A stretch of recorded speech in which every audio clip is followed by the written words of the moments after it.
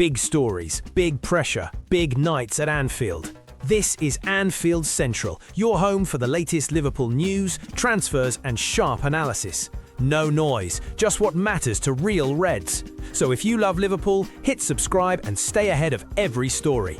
Let's get into it.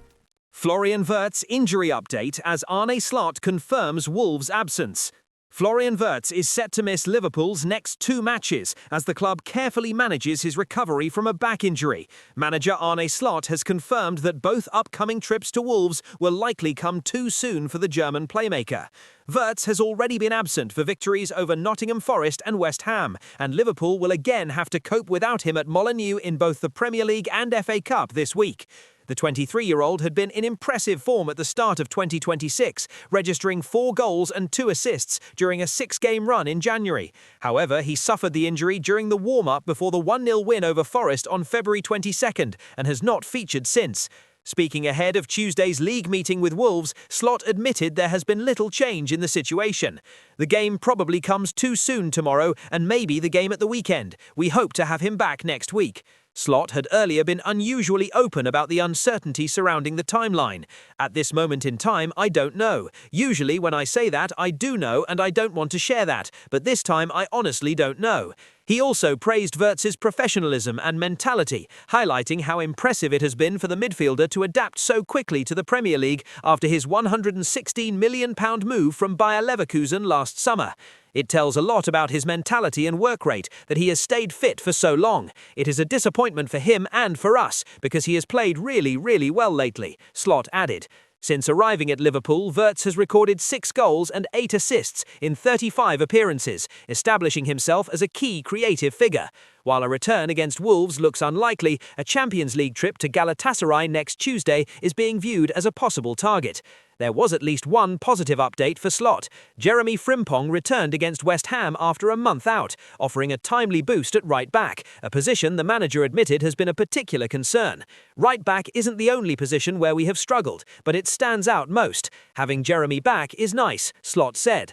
However, the Liverpool boss stressed that minutes must be managed carefully, especially with players returning from injury and a packed fixture schedule. I prefer to manage how many minutes he can be given rather than see him with the medical team, he added.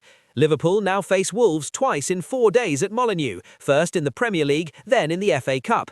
Reflecting on the unusual scheduling quirk, Slot joked that it mainly benefits the analysts and coaching staff, allowing them more time to study the opposition. With Wirtz sidelined and the run-in intensifying, squad management could prove decisive, as Liverpool aim to maintain momentum on multiple fronts. How big of a miss is Florian Wirtz for Liverpool in this crucial run of games? And should Arne Slot take any risks to bring him back sooner? Tell us your thoughts in the comments section. Arne Slot has questioned the consistency of VAR after Manchester United were awarded a controversial red card and penalty in their win over Crystal Palace, a decision he believes was comparable to one that went against Liverpool earlier this season. United were trailing at Old Trafford when Maxence Lacroix was sent off following a VAR review for holding Matheus Cunha just inside the penalty area. Bruno Fernandes converted from the spot and United went on to win 2-1, maintaining their 3-point advantage over Liverpool in the race for a top 4 finish. Slot immediately drew comparisons to an incident at Anfield last month when Manchester City defender Mark Guéhi pulled Mohamed Salah but received only a yellow card with no penalty awarded. Very comparable, Slot said when asked about the 2 moments. The only difference is, Mo was pulled by the shirt, and here it was a hand on the shoulder. He pointed out that the distance between defenders in both situations was similar, suggesting there was little justification for such a different outcome. The moment I saw it live, knowing what had happened to us, I thought VAR is probably checking if it's even a penalty, but he will never ever give a red card for this, the Liverpool boss admitted. The boss made it clear that his issue lies not with referees on the pitch, but with VAR intervention. In both situations, the referee did not give a red card. In one situation, VAR overturned it to a red card. That for me is either 1 or 2 is a mistake. Interestingly, Slot reiterated that he believed the Guéhi incident against Liverpool should also have resulted in a red card, but felt the club were not supported in that view at the time. He now expects consistency from the Premier League's review panel regarding the Palace decision. Beyond the specific incident, Slot expressed broader frustration, referencing a disallowed Van Dijk header at Manchester City that was ruled out, only for a similar goal to be allowed in Liverpool's following match against Nottingham Forest. Still, he was keen to stress that Liverpool must not depend on officiating decisions to define their season. "We have to make sure we don't depend on these decisions. We are better than that. Sometimes they go against you, and you have to make sure it doesn't hurt you." With the top four race finely balanced, every marginal call could have significant consequences.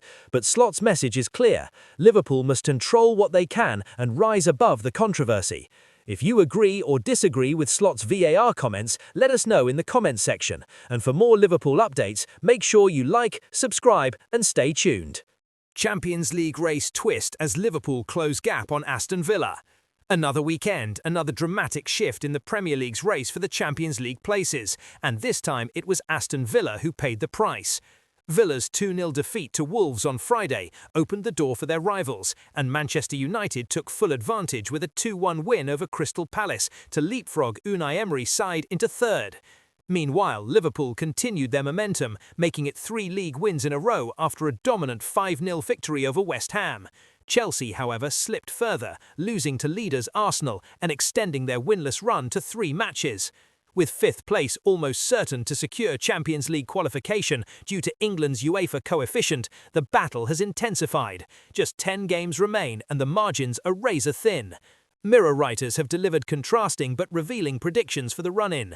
Andy Dunn believes United are now a shoo-in for the Champions League under Michael Carrick, citing their lighter fixture schedule and minimal injury concerns as key advantages.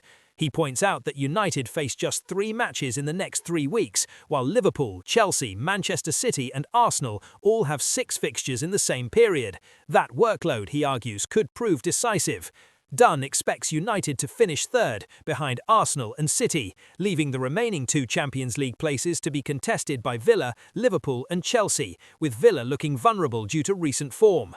John Cross also backs Liverpool to make the top 4, insisting they are too good, too strong and too powerful to miss out. He believes the fight for 5th will likely come down to Villa, Chelsea and Brentford.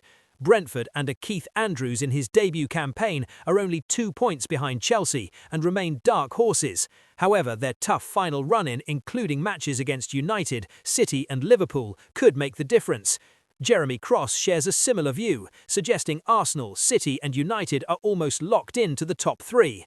He believes Liverpool and Chelsea will ultimately overhaul Villa, who appear to be losing momentum at a critical stage. Looking ahead, Liverpool face Wolves, Tottenham, Brighton and a crucial derby against Everton before clashes with Manchester United, Chelsea, Aston Villa and Brentford in the final stretch. With so many head-to-head battles still to come, the Champions League race is far from settled, but Liverpool's resurgence has firmly placed them back in control of their own destiny. If you think Liverpool will secure a top 4 or top 5 finish, let us know in the comments. And don't forget to like and subscribe for more Liverpool updates throughout the run-in. Florian Wirtz injury update as Arne Slot faces fresh Wolves test.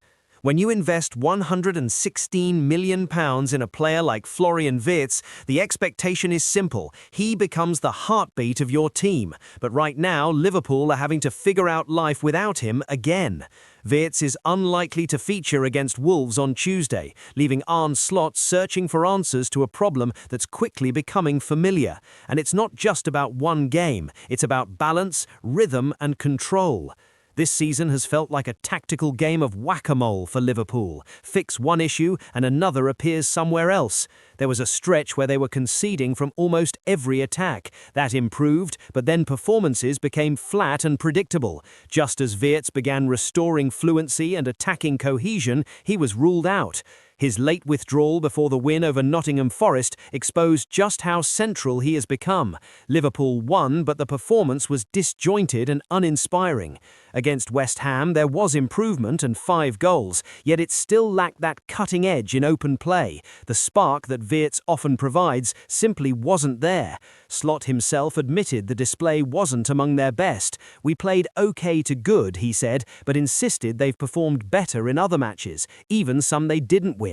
Liverpool were clinical from set pieces and that proved decisive, but once they lost control in the second half, the game could easily have shifted if the lead had been smaller. Without Wirtz, more responsibility fell on Cody Gakpo and Mohamed Salah. Neither was poor, but neither truly seized control of the game either. Salah's delivery from dead balls was excellent, yet in open play he didn't dominate. Gakpo scored, albeit via a heavy deflection, but the overall attacking flow still felt restricted. In recent weeks, almost everything creative has gone through Wirtz. Even against Sunderland, it was noticeable how quickly teammates, including Salah, looked to feed him the ball. Now, with Wolves up next, Liverpool must find another route to goal. And the reality is, this won't be the last time they're without him. Wirtz cannot play every minute of every match, and Slot knows that. So the bigger question isn't just about Tuesday, it's about sustainability. Defensively, Liverpool have stabilised. From set pieces, they've improved significantly. But what is the plan from open play when Wirtz isn't available? That's the next tactical puzzle for Slot to solve, and Wolves may offer the first real glimpse of the solution. Liverpool defence overhaul. Beol price tag revealed as summer shake-up looms.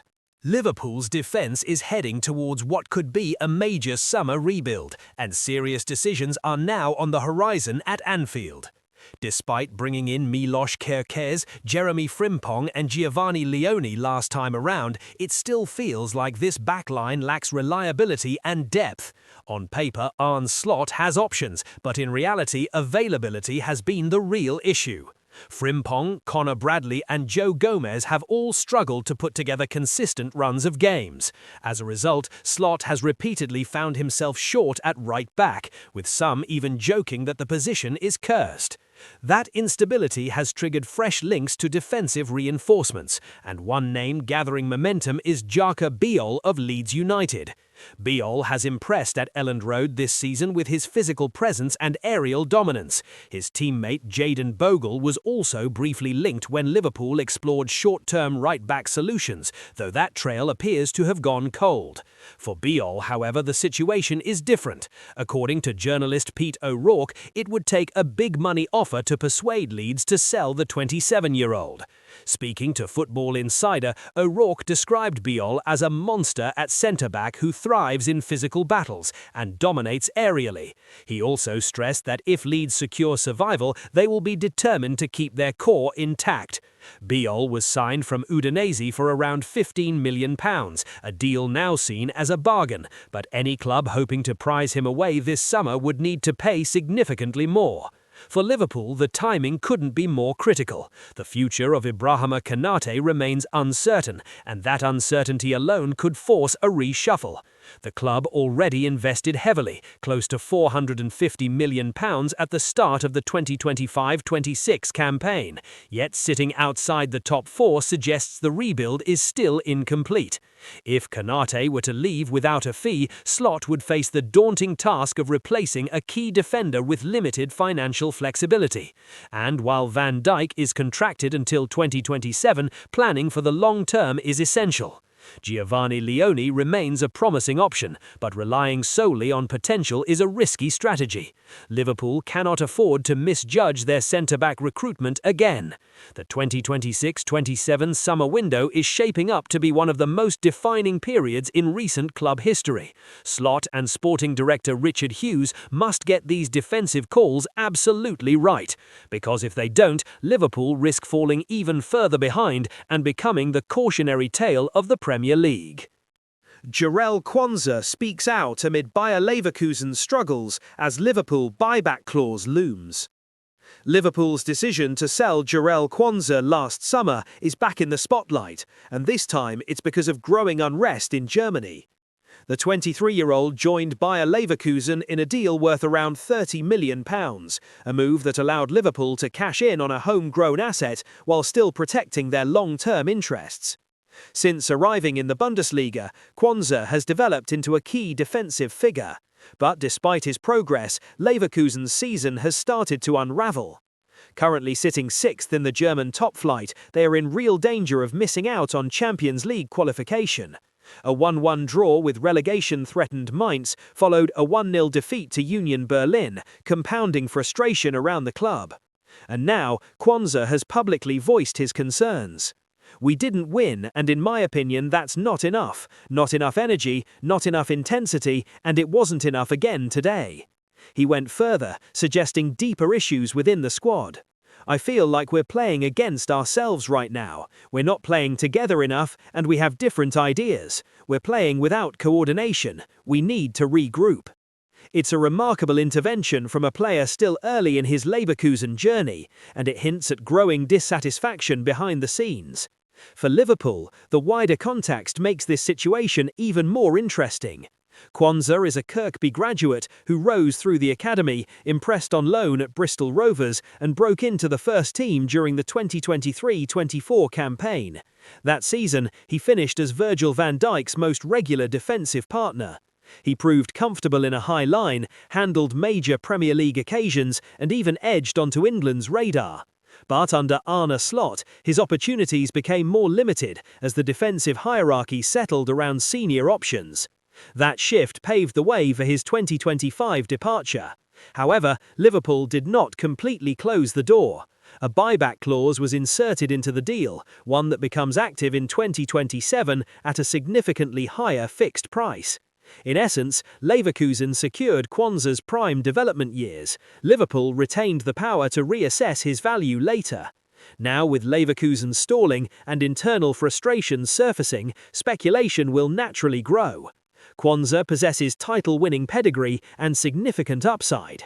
If his trajectory continues upward, even amid team struggles, he could soon outgrow his current surroundings. And if that happens, Anfield may not just be a memory, it could become the next chapter once again. Talks underway as Liverpool accelerate spectacular £211 million double attacking signing. Report. Liverpool could be preparing to shake up the transfer market once again, with fresh reports claiming the club are actively exploring a sensational double attacking deal worth a combined £211 million.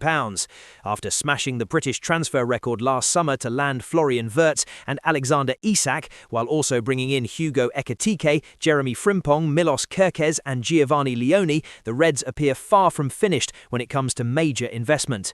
Isak, who arrived from Newcastle United for £125 million, endured a difficult debut season at Anfield. However, internally there remains confidence that the Swedish striker will justify that fee over time. Crucially, despite last year's spending spree, Liverpool remain in a strong financial position. The club's smart sales strategy and a relatively quiet 2024 window have given them room to manoeuvre again. That flexibility may now prove vital, particularly with Mohamed Salah increasingly expected to leave this summer. As previously revealed, Saudi clubs are deep in discussions over a potential mega deal, and his departure would leave an enormous void on the right flank. Replacing Salah's goals, creativity and leadership will require more than a short-term fix. Liverpool are understood to be targeting elite-level attacking reinforcements. According to a team of 5 well-connected reporters with a combined social media following exceeding 700,000, Liverpool are aiming to sign Bayern Munich star Michael Olise along with RB Leipzig forward Yan Diomande in an ambitious double swoop. It's claimed the Reds are already in talks with Olise's representatives as they explore the possibility of bringing the 24-year-old back to England. The report suggests Liverpool would activate Olise's release clause once personal terms are agreed. However, several other outlets have disputed the existence of such a clause in his Bayern contract, adding an element of uncertainty to the situation. A respected Liverpool journalist has also maintained that Olise remains firmly on the club's radar as a potential blockbuster successor to Salah. That said, Bayern Munich are not expected to let him go easily. Sources previously indicated the German champions plan to do everything possible to keep Olise, including offering him a lucrative new contract to reflect his outstanding performances. German newspaper Kicker have valued the winger at over €140 million, which equates to around £123 million, a figure that underlines just how complex any deal would be. Interestingly, Yan Diomande may represent the more realistic target at this stage. Liverpool are believed to be the most advanced Premier League side in the race for the RB Leipzig forward, ahead of Manchester United, Arsenal and Tottenham. The Ivorian has even admitted that his father is a lifelong Liverpool fan who would love to see him playing at Anfield, a detail that naturally fuels speculation. Leipzig, aware of growing interest, have set an asking price north of €100 million. They know they're in a strong negotiating position and stand to make a significant profit. There have been claims of an agreement over personal terms between Liverpool and Diomande, although that speculation has since been played down. What's clear is that Liverpool are preparing for a pivotal summer. With Salah's future uncertain and attacking reinforcements a priority, the club appear willing to think big once again. Whether this spectacular double deal materialises remains to be seen, but the intent signals another potentially transformative window at Anfield. For now, all eyes remain on how these talks develop and whether Liverpool are ready to break the market for a second consecutive year.